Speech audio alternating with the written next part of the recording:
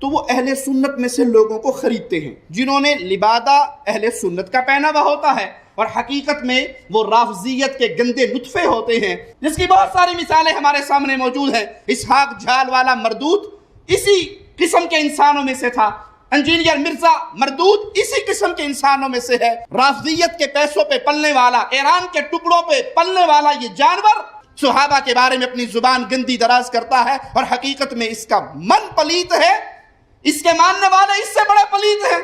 تو علمی کتابی نہیں ہے، تو دنیا کا سب سے بڑا فسادی ہے، جس کا کام، جس کو وقت کو بٹھایا گیا ہے صحابہ کے خلاف بھونکنے کے لیے، تیرا کام یہی ہے، الو بنا رہا ہے لوگوں کو۔ ہماری نسبت کس کی طرف ہے؟ حضرت معاویہ رضی اللہ تعالیٰ عنہ کی طرف۔ ہم اہل بیت کو پہلے مانتے ہیں، لیکن اس کے بعد باقی صحابہ کو بھی مانتے ہیں۔ اے اللہ، ہماری نسبت علماء حق کی طرف ہے، تو ان نسبتوں کی بھی ہم نے اللہ کو لاج دی، ہماری کیا اوقات ہے بھائی؟ ایک حدیث میں کہا گیا کہ رسول اللہ صلی اللہ علیہ وآلہ وسلم کبھی خوشی میں اپنے صاحب سے کچھ کہہ دیتے ہیں اور کبھی غصے میں۔ بعض لوگ اس حدیث کو امیر شام کے حق میں پیش کرتے ہیں۔ اس کے اوپر میری ویڈیو پہلے بھی ریکارڈ ہے، مولا علی علیہ السلام سے متعلق 5 جھوٹ۔ یہ ابو داؤد میں حضرت سلمان فارسی سے یہ روایت ہے، تو اس کا میں نے پورا انالیسس کیا کہ یہ اس طریقے سے ایسا نہیں ہے، ورنہ تو مسند احمد میں حدیث ہے، سنن ابی داؤد میں حدیث ہے۔ حضرت عبداللہ بن عمر بن عاص کہتے ہیں کہ میں نبی صلی اللہ علیہ وآلہ وسلم کی مجلس میں جو کچھ آپ سے سنتا لکھ لیا کرتا تھا۔ یہی وجہ سے بخاری میں حدیث ہے، حضرت ابو ہریرہ کہتے ہیں مجھ سے زیادہ اگر کسی کو حدیثیں آتی ہیں تو عبداللہ بن عمر بن عاص کو، کیونکہ میں زبانی یاد رکھتا ہوں اور وہ لکھتے ہیں۔ اور ابو داؤد اور مسند احمد میں ہے کہ وہ کہتے ہیں میں ہر حدیث لکھ لیتا تھا۔ تو بعض اصحاب نے کہا کہ نبی علیہ السلام کبھی غصے کی عادت میں ہوتے ہیں، تو انسانی یعنی ایک فطرت کے ناطے ہو سکتا ہے آپ کی مبارک زبان سے ایسے الفاظ بھی نکلتے ہوں جو یعنی وہ اس طرح دین نہ ہو۔ تو کہتے ہیں میں نے لکھنا چھوڑ دیا، تو کچھ دنوں کے بعد نبی علیہ السلام نے کہا تم حدیثیں کیوں نہیں لکھتے ہو؟ تو آپ نے عرض کیا کہ اس طرح مجھے لوگوں نے منع کیا تھا۔ آپ نے اپنی مبارک زبان پکڑ کے فرمایا اس زبان سے حق کے سوا کچھ نہیں نکلتا۔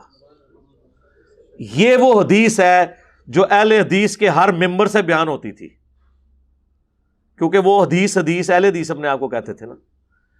فقہ حنفی کا رد کرنے کے لیے نبی علیہ السلام کو امام بنا کے پیش کرتے تھے، بڑا اچھا کام ہے۔ لیکن جب سے امیر شام معاویہ ابن ابی سفیان رضی اللہ تعالیٰ عنہ کا مسئلہ کھڑا ہوا ہے، اب وہ یہ روایتیں ڈھونڈتے ہیں کہ حضور غصے کی حالت میں کچھ بھی کہہ سکتے ہیں۔ کیا یہ اہل حدیث کا عقیدہ تو چھوڑ دیں، کیا کسی عام مسلمان کا بھی یہ عقیدہ ہے کہ نبی علیہ السلام اپنی مبارک زبان سے کوئی ایسی بات کریں گے جو دیکھ لیں؟ ایک شخص کو بچانے کے پیچھے، وہ مولانا ساگ صاحب والی بات ہے، ایک بندے نو بچانے پیچھے قرآن و حدیث نو انہوں نے تختہ مشق بنا دیتا ہے۔ تو وہ اہل سنت میں سے لوگوں کو خریدتے ہیں جنہوں نے لبادہ اہل سنت کا پہناوا ہوتا ہے، اور حقیقت میں وہ رافضیت کے گندے نطفے ہوتے ہیں، جس کی بہت ساری مثالیں ہمارے سامنے موجود ہیں۔ اسحاق جھال والا مردود اسی قسم کے انسانوں میں سے تھا، انجینئر مرزا مردود اسی قسم کے انسانوں میں سے ہے۔ رافضیت کے پیسوں پہ پلنے والا، ایران کے ٹکڑوں پہ پلنے والا یہ جانور صحابہ کے بارے میں اپنی زبان گندی دراز کرتا ہے، اور حقیقت میں اس کا من پلیت ہے، اس کے ماننے والے اس سے بڑے پلیت ہیں۔ تو علمی کتابی نہیں ہے، تو دنیا کا سب سے بڑا فسادی ہے، جس کا کام، جس کو وقت کو بٹھایا گیا ہے صحابہ کے خلاف بھونکنے کے لیے، تیرا کام یہی ہے، الو بنا رہا ہے لوگوں کو۔ ہماری نسبت کس کی طرف ہے؟ حضرت معاویہ رضی اللہ تعالیٰ عنہ کی طرف۔ ہم اہل بیت کو پہلے مانتے ہیں، لیکن اس کے بعد باقی صحابہ کو بھی مانتے ہیں۔ اے اللہ، ہماری نسبت علماء حق کی طرف ہے، تو ان نسبتوں کی بھی ہم نے اللہ کو لاج دی، ہماری کیا اوقات ہے بھائی؟ یعنی میں اس سے ہٹ کے ایک چھوٹی سی مثال کہ جس طرح کے بنی اسرائیل کو بچھڑے کی محبت پلا دی گئی تھی، ان کو پھر کچھ نظر نہیں آیا، ان کا پیغمبر بھی کوئی طور پہ گیا نا، تو 70,000 صحابہ جو ہیں وہ مرتد ہو گئے بچھڑے کو خدا بنا کے، پیغمبر کی موجودگی میں، فوت نہیں ہوئے تھے۔ ایسی بچھڑے کی محبت ادھر جو ہے، اب یہ نہ ہو کہ جی میں نے وہ بچھڑے سے کمپیئر کروا دیا، ظاہر آپ کو ایک ایگزامپل کے طور پہ ایک بات کی جاتی ہے، حضور نے بھی ایسی بات کی ہے۔ مسند احمد میں حدیث ہے، اللہم لا تجعل قبری وثنا یعبد، اے اللہ میری قبر کو وہ بت نہ بننے دینا کہ لوگ اس کی پوجا کریں۔ اب حضور نے اپنی قبر کو بت سے تشبیہ دی ہے، تو اس کا یہ مطلب نہیں کہ ہم حضور کی قبر کو بت سمجھتے ہیں یا نبی علیہ السلام کو بت سمجھتے ہیں۔ تو یہ میں نے بچھڑے والی مثال بیان کی. یہاں پہ بھی بنو امیہ کے چاہنے والے خام خواہ ایک بندے کے پیچھے اس طرح کی باتیں کرتے ہیں, تو یہ کرنے کی ضرورت نہیں ہے. نبی علیہ السلام مبارک زبان سے جو کچھ نکلتا تھا, جب تک کہ آپ اس کی کوئی خود سے ریمیڈی نہ فرما دیں کسی معاملے میں, آپ کو کوئی حق نہیں پہنچتا کہ آپ یہ بات کریں. اور رہ گیا جس بندے کے آپ بچانے کے لیے کر رہے ہیں اس کے بارے میں تو یہ حدیثیں جو ہیں وہ تو علامات النبوہ والے چیپٹر میں ہیں, بخاری مسلم دونوں میں موجود ہے کہ حضرت اکرمہ تابعی کہتے ہیں کہ مجھے عبداللہ ابن عباس نے اپنے بیٹے علی ابن عبداللہ بن عباس کے ساتھ بھیجا اور کہا کہ تم دونوں جاؤ اور ابو سعید خدری سے جا کے ان کی حدیث سنو. اور ہم جب ابو سعید خدری کے پاس آئے, یہ بخاری میں بھی ہے حدیث مسلم میں بھی, تو وہ اپنے باغ کو پانی لگا رہے تھے, تو پھر ایک جگہ آ کے بیٹھ گئے اور ہم نے کہا کہ ہم آپ کے پاس آپ کی حدیث سننے آئے ہیں. تو ابو سعید خدری تو ان 7 صحابہ میں سے ہیں جنہوں نے سب سے زیادہ احادیث روایت کی ہیں. حضرت ابو ہریرہ, حضرت عبداللہ ابن عمر, سیدہ عائشہ, انس ابن مالک, عبداللہ بن عباس, جابر بن عبداللہ اور ابو سعید خدری. یہ 7 صحابہ ہیں جنہوں نے زیادہ حدیث روایت کی ہیں. تو ان کو تو اتنی حدیثیں آتی تھی. انہوں نے کہا سنو, مسجد نبوی کی تعمیر کے موقع پر باقی صحاب ایک ایک پتھر اٹھا کے لا رہے تھے, اور حضرت عمار ابن یاسر نے 2 پتھر اٹھائے ہوئے تھے. نبی علیہ السلام نے اپنے مبارک ہاتھوں سے داڑھی سے مٹی جھاڑی اور کہا وائے عمار, تجھے ایک باغی جماعت قتل کرے گی, تو انہیں اللہ اور جنت کی طرف بلائے گا, وہ جماعت تجھے جہنم کی طرف بلا رہی ہوگی. یہ بخاری میں بھی حدیث ہے, مسلم میں بھی. 2812 بخاری کی, 447 بھی بخاری میں, مسلم میں 7320, 7321, 7322. ام سلمہ سے روایت ہے, خود امیر شام معاویہ بن ابی سفیان سے روایت ہے, عمر بن عاص سے روایت ہے, عبداللہ بن عمر بن عاص سے روایت ہے, ابو سعید خدری نے وہ حدیث بیان کی. تو اب یہی وہ حدیثیں جو ان کو چبھتی ہیں اور یہ کہتے ہیں کہ جی وہ نبی علیہ السلام مبارک زبان سے ایسے ہی نکل گیا. نعوذ باللہ. کیا آپ کو ملنا ہے میرے بھائی؟ اللہ کے نبی پہ آپ ایمان لے کر آئے ہیں, تو آپ خام خواہ شیعہ کی ٹسل کے اندر آ کے ان تعلیمات کو تو نہ اس طرح ٹھکرانے کی کوشش کریں. ہم تو آپ کو صرف سمجھا سکتے ہیں. تو میں نے اس کے اوپر بہت پہلے یہ گفتگو کر دی تھی کہ یہ وہ حدیثیں ہیں جو صحابہ کرام بیان کیا کرتے تھے. تو یہ تو کسی کا عقیدہ نہیں ہے. رہا سلمان فارسی کا وہ کہنا, انہوں نے حذیفہ ابن یمان کو ڈانٹا تھا, ابو داؤد میں حدیث ہے, وہ جب لوگوں کے بارے میں روایتیں بیان اس طرح کی کرتے تھے, لیکن اس میں نہیں بتایا کہ کون سی روایت بیان کرتے تھے, وہ جنرل ہے. تو انہوں نے کہا نبی علیہ السلام بعض اوقات کسی کو غصے کی حالت میں کبھی ڈانٹ دیتے تھے, تو تم اس طرح کی باتیں نہ کیا کرو, لوگوں کے دلوں میں ایسی بات ہے. وہ تو بات بالکل ٹھیک ہے. بشری تقاضے کے طور پر نبی علیہ السلام کا کسی کو ڈانٹ دینا, آپ نے تو اپنی بیویوں کو بھی ڈانٹا ہے. ٹھیک ہے. سیدنا علی رضی اللہ تعالیٰ عنہ کی بھی ایک بات پہ نبی علیہ السلام نے ناراضگی کا اظہار فرمایا, جو صحیح بخاری میں آتا ہے. جب وہ تہجد کے وقت اٹھانے کے لیے گئے تو حضرت علی نے کہا کہ اللہ ہی ہمیں اٹھاتا ہے, اللہ ہی سلاتا ہے. تو نبی علیہ السلام وہاں سے اٹھے. اب ظاہر فرض نماز کا تو نہیں تھا, نفلی نماز تھی. نبی علیہ السلام وہاں سے جاتے ہوئے اپنے زانوں پہ ہاتھ مارا اور کہا کہ انسان بڑا جھگڑالو ہے. تو بعض اوقات نبی علیہ السلام اپنی اس چیز کا اظہار کر دیا کرتے تھے. یہ بشری تقاضے ہوتے ہیں. ٹھیک ہے. لیکن جو چیز پروفیسی کے طور پہ, پریڈکشن کے طور پہ, یا غیبی خبر کے طور پر, پیش گوئی کے طور پہ چیزیں بیان ہوئی ہیں, ان کو تو آپ نہیں کہیں گے کہ جی وہ بھی آپ نے کسی یعنی واقعے کے اوپر آپ نے اس وقت وقتی کومنٹس کر دیے ہیں. یہ وقتی کومنٹس تو نہیں ہے کہ عمار کو باغی جماعت قتل کرے گی, عمار انہیں اللہ اور جنت کی طرف بلائے گا, وہ جماعت جہنم کی طرف بلائے گی. یہ تو آپ کے سامنے کوئی واقعہ ہوا ہی نہیں ہے. یہ تو آپ کی وفات کے 30 سال کے بعد جنگ صفین میں یہ واقعہ ہوا ہے, اور مسند احمد میں اوپر تلے احادیث ہیں. ابو الغادیہ ایک اصحاب شجرہ میں سے تھے, بیت رضوان کے صحابی, انہوں نے قتل کیا. پوری زندگی روتے تھے کہ مار کے قاتل اور مال لوٹنے کے بارے میں جہنم کی وعید ہے, وہ رویا کرتے تھے. لیکن اب یہ باتیں کیوں یہ بیان کریں گے؟ پھر تو لوگ پوچھیں گے کہ کس رضی اللہ عنہ نے, کس رضی اللہ عنہ کے کہنے پر عمار رضی اللہ عنہ کو شہید کیا؟ تو لوگ یہ پوچھیں گے. پرانے محدثین میں سے بھی ابن حجر اسقلانی نے کہا کہ نہیں, ابو الغادیہ کو فضیلت کفایت کر جائے گی مسلم شریف والی, کہ جنہوں نے درخت کے نیچے میرے ہاتھ پہ بیعت کی انشاءاللہ. انہیں جہنم کی آگ نہیں چھوئے گی. تو شیخ البانی نے اس پہ سلسلہ احادیث صحیحہ میں رد کیا. انہوں نے کہا جنرل رول یہی ہے، لیکن جہاں پہ حکم خاص آ جائے وہاں عام فضیلت اٹھ جاتی ہے. حکم خاص یہی ہے کہ عمار کا قاتل اور مال لوٹنے والا جہنم کی آگ میں ہے، لہذا اس سے باقی فضیلت اٹھ گئی. یہ نیچرل ہے یار. جنرل فضیلت تو یہی ہے نا، والسابقون الاولون من المہاجرین والانصار، اور جنہوں نے احسان کے ساتھ پھر ان کی پیروی کی، مہاجرین و انصار کی، جو سبقت لے کے ایمان لانے میں، رضی اللہ عنہم ورضوا عنہ، اللہ ان سے راضی، وہ اللہ سے راضی. لیکن یہ فضیلت عام ہے. اسپیسیفکلی اگر کوئی شخص باغی ہو گیا تو چاہے وہ سابقون الاولون میں سے تھا، وہ جہنمی ہو گیا. عبید اللہ ہجرت حبشہ میں شامل ہے. ہجرت حبشہ میں چند لوگ شامل ہیں سینئر مسلمان جو سب سے پہلے مسلمان ہوئے. صحابی ام حبیبہ ام المؤمنین، حضرت معاویہ کی بہن اور ہمارے نبی کی بیوی جو بعد میں بنی، ان کا خامن تھا. حبشہ جا کے عیسائی ہو گیا، مرتد ہو کے مر گیا. تو وہ تو سابقون الاولون میں سے تھا، وہ کیوں مرتد ہو گیا؟ مرتے دم تک ایمان پہ قائم نہیں رہا. تو رضی اللہ عنہم وہ نہیں ہوا پھر، حالانکہ وہ سابقون الاولون میں شامل تھا. بخاری مسلم میں ایک کاتب وحی ہے جو نبی علیہ السلام سے، جس نے خود سورہ آل عمران پڑھی تھی اور آپ کی وحی لکھتا تھا، مرتد ہو گیا. آپ نے فرمایا کہ زمین اسے قبول نہیں کرے گی. لاش دفناتے تھے تو زمین باہر پھینک دیتی تھی. لوگ کہتے تھے کہ محمد کے اصحاب نے ایسا کیا ہے. اوپنلی دفنایا گیا، پھر لاش باہر آ گئی، پھر ان کو پتہ چل گیا یہ غیبی معجزہ ہے.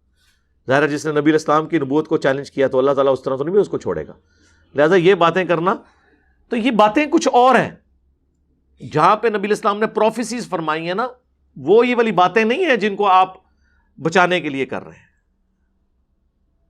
جبکہ اسپیسیفکلی محدثین کے باقاعدہ پھر ان کے اوپر کامنٹس ہیں.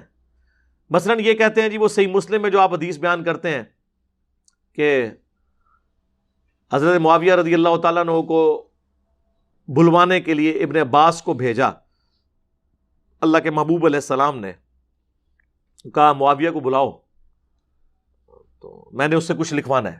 کاتب تو تھے، وہ بھی صحیح مسلم میں موجود ہے کہ ابو سفیان نے سفارش کی تھی کہ مسلمان اسلام لانے کے باوجود ہمارے ساتھ اچھا سلوک نہیں کرتے، آپ میرے بیٹے معاویہ کو اپنا کاتب رکھ لیں، تو اس کی وجہ سے لوگ ہمیں بھی رسپیکٹ دینا شروع کر دیں گے. تو اس طرح انہوں نے رکھ لیا. کاتب کے الفاظ ہیں، کاتب وہی کہ نہیں، کاتب وہی کہیں اور ہے، وہ میں بعد میں بتاتا ہوں. تو کاتب جب رکھوا لیا تو مسلم شریف میں ابن عباس کو بھیجا. وہ کھانا کھا رہے تھے، انہوں نے کہا یا رسول اللہ وہ تو کھانا کھا رہے ہیں. آپ نے کہا کہ اسے بلا کے لاؤ. دوسری بار گئے تو انہوں نے کہا میں تو کھانا کھا رہا ہوں. 3 بار ایسے ہی ہوا. چوتھی بار آپ کی مبارک زبان سے الفاظ نکلے، خدا اس کا پیٹ نہ بھرے، یہ الفاظ ہے.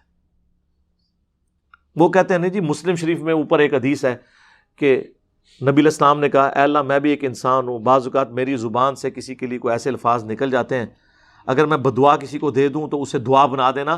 تو یہ حضرت معاویہ کو دعا دی تھی، بیسیکلی ہے بدعا تھی لیکن دعا بن کے لگی. ہم کہتے ہیں وہ حدیث آپ ذرا غور سے پڑھیں. اس حدیث میں الفاظ ہیں کہ اے اللہ میں اگر کسی کے بارے میں ایسی بات کر دوں اور وہ اس کا اہل نہ ہو، ورنہ تو حضور کی ساری دی ہوئی بدوائیں دعائیں بن جائیں گی، پھر تو حضور کو بدوا دینی ہی نہیں چاہیے. پھکی والا جواب ہے. اگر وہ اہل نہ ہو تو اسے دعا بنا دینا، اور اگر اہل ہوگا تو بدعا لگے گی. تو ہم محدثین سے ہی پوچھ لیتے ہیں کہ یہ کیا تھا. اگر یہ کہتے ہیں نا کہ دعا بن گئی تھی تو ہم پھر بتاتے ہیں دعا کیسے بنتی ہے. اگر یہ دعا ہے نا تو صحیح بخاری میں موجود ہے، انس ابن مالک کہتے ہیں مجھے نبی علیہ السلام نے دعا دی تھی کہ تیری اولاد کثرت سے ہو. میں 100 سے زیادہ اپنی اولاد میں سے لوگ دفن کر چکا ہوں. 120 سال کی عمر میں فوت ہوئے آلموسٹ. تو یہ دعا نظر آ گئی نا کثرت اولاد کی. تو اتنی کثرت سے ہوئی کہ 100 زیادہ دفنائے ہیں، تو اور بچے کتنے ہوں گے؟ جبکہ چھوٹی عمر میں شادیاں ہو جاتی تھی اس وقت، اور 1 سے زیادہ لوگ شادیاں عرب کے کلچر میں کرتے تھے. تو دعا نظر آئی نا. اب یہاں پہ اس دعا کی اگر یہ دعا بنی ہے نا، پھر یہ ہوگا کہ حضرت معاویہ رضی اللہ تعالیٰ عنہ ایک لقمے لگاتے تھے تو ان کا پیٹ بھر جاتا تھا. یہی ہونی چاہیے نا. یہ خدا اس کا پیٹ نہ بھرے، اس کا الٹ کیا ہوگا کہ تھوڑا سا بھی کھا لے تو اس کا پیٹ بھر جائے. یہی ہونا چاہیے نا. یہ دعا تو پھر اس سے ہی بنے گی نا, ریورس بنتی ہے نا. کسی کا کھانے کے باوجود پیٹ نہ بھرنا, یہ تو بدعا ہی ہوگی نا, وہ ریورس ہوتا ہے اس کا. دعا بن گئی تو پھر تو یہ ہوگا کہ وہ تھوڑا سا کھاتے تھے, ان کا پیٹ بھر جاتا تھا. تو جناب آپ کتاب الاوائل کھول لیں, امام ابن ابی عاصم کی کتاب.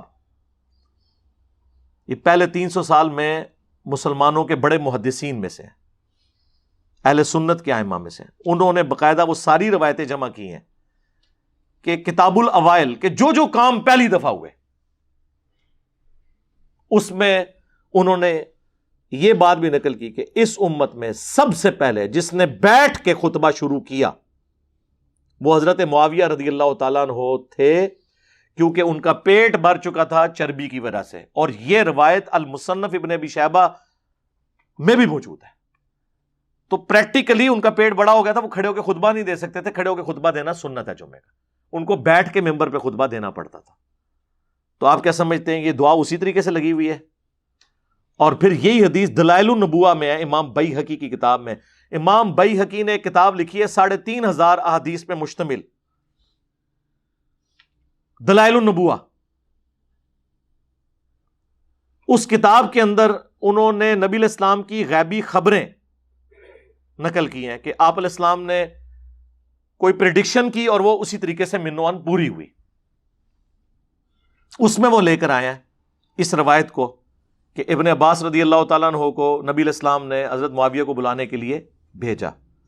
3 دفعہ نہیں آئے تو چوتھی دفعہ یہ الفاظ نکلے, اور آگے راوی کے الفاظ ہیں کہ نبی علیہ السلام کی یہ دی ہوئی بد دعا, یا آپ اسے دعا کہہ لیں یا دعائے ضرر کہہ لیں, پوری ہوئی, اور پوری زندگی حضرت معاویہ کا پیٹ نہیں بھرا. یہ الفاظ ہیں دلائل النبوہ میں. تو محدثین تو اسے ادھر موجود ہے, کانا یکتب الوحی, وہ وحی لکھا کرتے تھے. یہ روایت کانا یکتب الوحی مسلم میں نہیں ہے, دلائل النبوہ میں, اور وہاں سے بھی آدھی پیش کرتے ہیں کیونکہ آگے تو یہ الفاظ لکھے ہیں. تو میں نے تو کربلا والے ریسرچ پیپر میں ساری روایتیں ڈالی ہوئی ہیں, تو یہ بیان کریں پھر پوری روایت آگے کیا لکھا ہوا ہے کہ پوری زندگی ان کا پیٹ نہیں بھرا.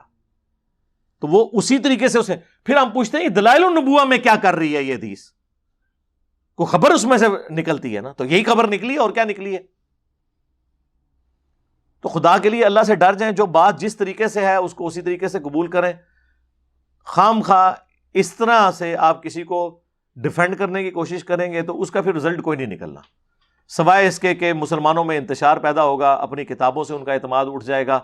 اور آپ اس طرح کی یعنی سوالات کر کے کہ جی وہ نبی علیہ السلام کو, آپ ایک بندے کو بچانے کے لیے, اور مفتی احمد یار خان نعیمی صاحب جو گجرات میں بریلویوں کے بہت بڑے مفتی تھے, انہوں نے باقاعدہ ایک کتاب لکھی امیر معاویہ رضی اللہ تعالیٰ عنہ.